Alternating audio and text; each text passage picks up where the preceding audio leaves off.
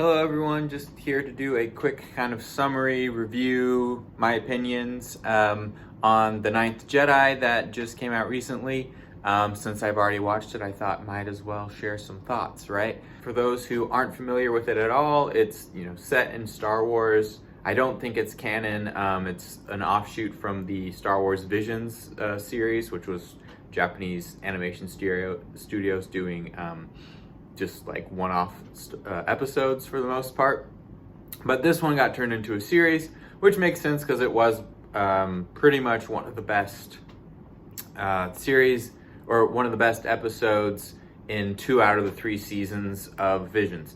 Anyway, so all that to say, you do need to watch, you don't need to, but it's better if you watch those first 2 episodes from Vision of the Ninth Jedi before you watch the new series.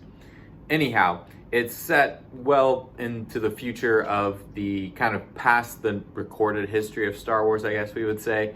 And per usual, there's kind of the whole thing going on where there's almost no Jedi, but in this case, there's also almost no Sith, and there's no central government, no republic, right, or empire or anything like that. So it's much lesser in some ways, but in terms of scale, I should say. But anyway, I thought it was really interesting and a good story, and they had a lot of the things that I think are essential for Star Wars, which other people can let me know what they think. They had the droids, who just a little bit, not too much, but they had some of their droid snark, which I feel like is always an essential component of any Star Wars.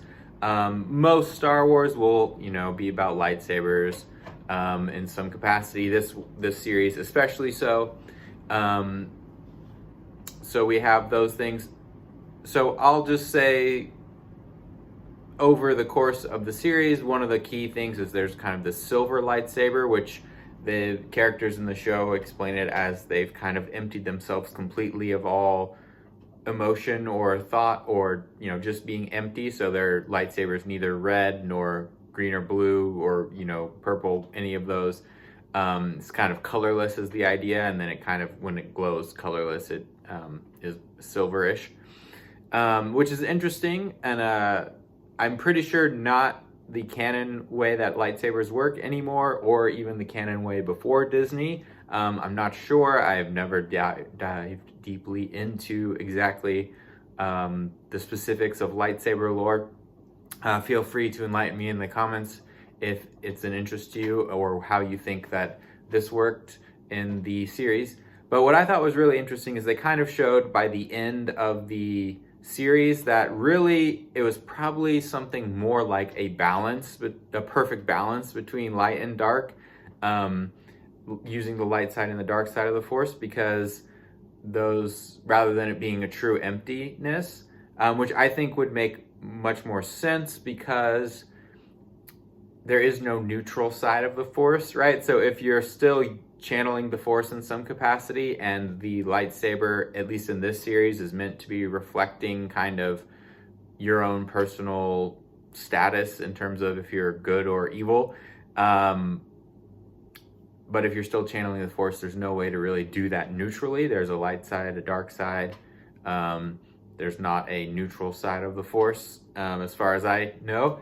But I thought that was really good, and how they kind of had that idea, they wove that idea in to such a degree that you're like, oh yeah, this makes sense. But then by the end of the last episode, you're like, oh yeah, now that I think about everything I know about the Force, I probably should have seen this coming, where there wasn't a kind of complete empty neutral kind of status.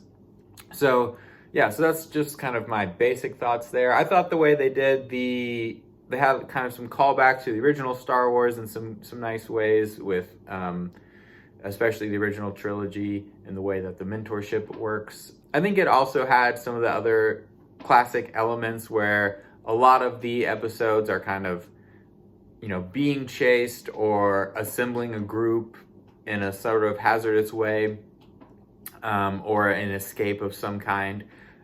Which I feel like that summarizes most of Star Wars, is either a chase, an escape, or in a bringing together, and of course some battles as well. And they had one of the other essentials to Star Wars, right, where someone crashes on a random planet and has to interact with locals, and then inevitably it drags some of the locals into the wider story, if only for a brief time. So yeah, so I think those were all essential elements that they got right and that I found interesting. They did some really interesting things with, I guess they were sort of bounty hunter characters, which is again another kind of Star Wars classic move there. But I think it was actually better than Maul Season 1, which I've seen, and I think just because Maul Season 1, I think, started off really strong, but then it kind of just didn't really go anywhere too much. It was kind of just a lot of extended battle scenes that weren't that epic, versus, and partly this is because of a different animation style for the Ninth Jedi, but all of the lightsaber duels I feel like were very epic.